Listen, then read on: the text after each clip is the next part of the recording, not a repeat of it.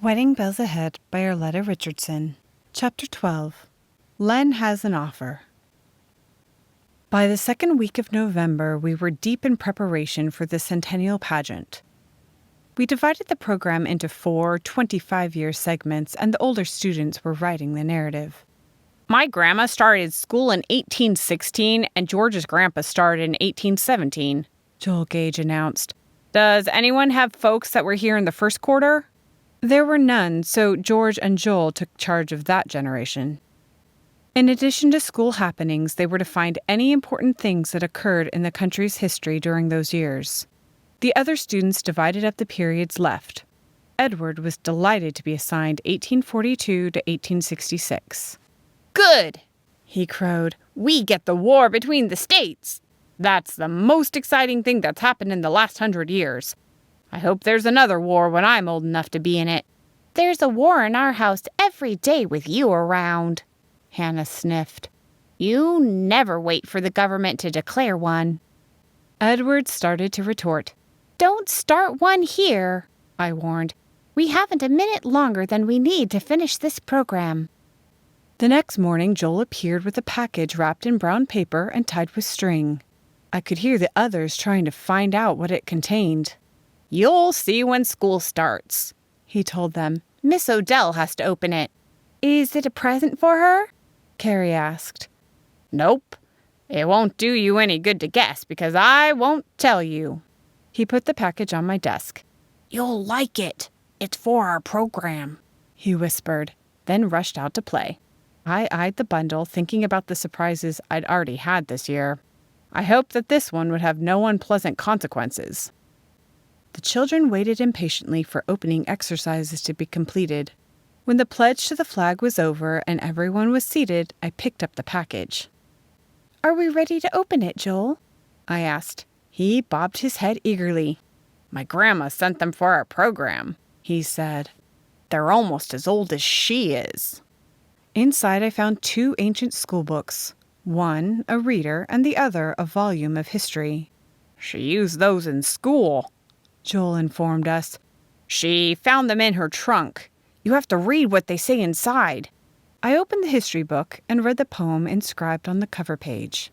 If flood should hit and wash you out, you have no need to cry. Of all the items in the room, this book will still be dry. The children laughed and clapped their hands. What does the other one say, Miss O'Dell? They wanted to know. Does it have a poem, too? Oh, it does! It does! Joel shouted. Read it to us, Miss O'Dell.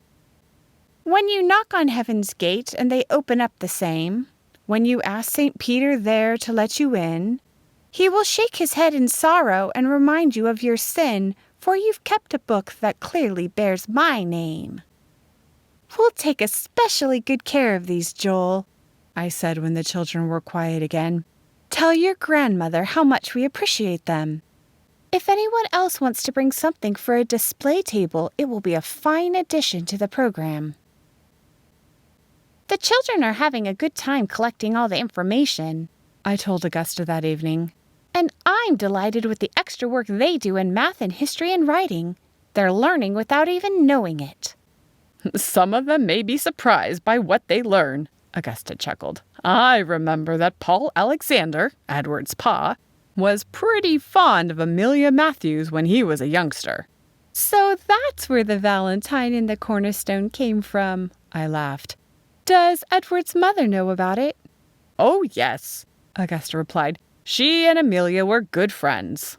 How many couples do you suppose there are who started out in the North Branch School? I wondered. Don't know, Augusta admitted, but I can't remember many school teachers who married local boys. I think it's a nice precedent, I declared, though I don't suppose everyone in town would agree with me. Here comes someone who does, Augusta said, peering out the window. He looks pretty happy about something. Len came in on a blast of cold air and took off his mittens and scarf. Have you ladies had your supper? He inquired cheerfully. You're both invited to the Graysons this evening. Jerome has some plans to talk over with us. Augusta settled back in her rocker. You two run along, she said. My old bones need to stay by the heat tonight. Are you feeling all right, Augusta? I asked anxiously. Do you want me to stay with you? Mercy sakes, she spluttered. Can't a body put her feet up by her own fire without someone thinking she needs a nursemaid? Something is up, I said to Len on the way to the Graysons'. Augusta doesn't turn down the chance to hear first-hand news for any reason. She may just feel like staying in, Len said. You're too suspicious. Anyway, I can ride all the way over there with my arm around you, and I couldn't do that if Augusta came along. We were soon seated in the Graysons' comfortable living room, and Jerome wasted no time in coming to the reason for our visit. I have the plans ready for the lumber mill, he said, spreading out the map. Here is the river, and here's the Père Marquette railway line. Logs can be sent down the river to the mill here. He pointed to an X on the map. Made into lumber and shipped out. We have to clear enough land to set up a camp here. Do you realize how many men that will employ? That looks wonderful, Len exclaimed. Will you begin clearing this winter? I hope to, Jerome replied. It will be spring before the mill can be built and summer before it can operate fully, but we're on the way to putting North Branch on the map. I can't believe how fast you've made your plans, I said. You've only known that you could have the land for a little over a week. Jerome laughed. I don't leave anything to chance, he said.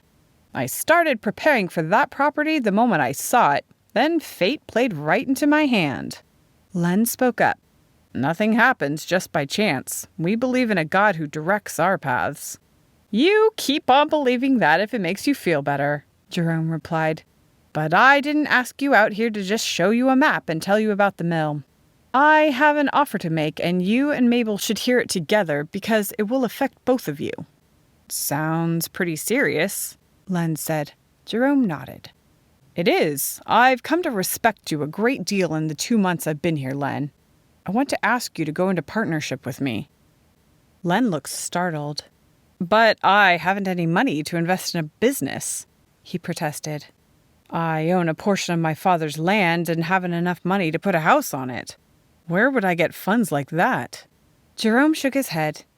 You don't understand. I don't need money. I need an honest, intelligent man. I'm offering you a half interest in the mill, if you'll be my business manager. I'll throw in a section of the land for a house, and by spring you'll have all the money you'll need to build. There was silence in the room, and over the thumping of my heart I was conscious of a snapping fire and steaming tea kettle. Myra was cutting cake, and I rose to help her. I never expected anything like this, Len said slowly. I don't know how to answer. I don't need a decision right now, Jerome assured him. You and Mabel think on it for a few days. You can even pray over it or whatever you do about such things. I'm sure you'll agree, though, that you haven't received a better offer than that today. Len took a plate of cake from Myra and thanked her absently. Let me know before the first of the year, Jerome went on. By that time I'll have the paperwork done and ready to sign. This business could make us wealthy men, you know. If Len answered him, I didn't hear it, for my mind was spinning. As soon as we were in the buggy and on our way home, Len turned to me excitedly. Mabel, just think, we could have a beautiful home and anything you want. It sure sounds like an answer to prayer, and you'd never have to work again. Haven't we been through all of this before? I thought, but Len sounded so happy, I didn't say a word. I was glad it was too dark to see my face. I bit my lip to keep from blurting out what I was thinking, and Len, in his euphoria, didn't notice my silence. Augusta was waiting for us when we arrived, and Len told her the amazing news. Can you believe it? She responded. It sounds as though you're planning to say yes. Well, Len replied, it certainly looks like an opportunity from the Lord. There's no end to the miracles the storm produced. He retrieved his hat and mittens from the chair. I'll let you ladies retire. See you before you leave tomorrow, Mabel. He ran out to the buggy. I closed the door slowly behind him, then leaned against it. Augusta was watching me carefully. You don't look overjoyed about this great miracle, Mabel. Doesn't the idea of a big new home sound good to you? What about the ministry, Augusta? What about Len's call from the Lord? Is God really taking that back and sending the lumber mill in its place? Did you ask Len those questions? No. This is his decision. I don't want to influence him. I don't claim to be an authority on marriage, Augusta declared.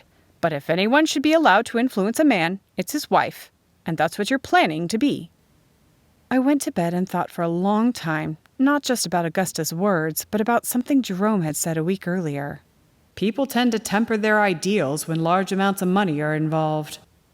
I prayed that Jerome would be wrong this time, too. End of chapter 12.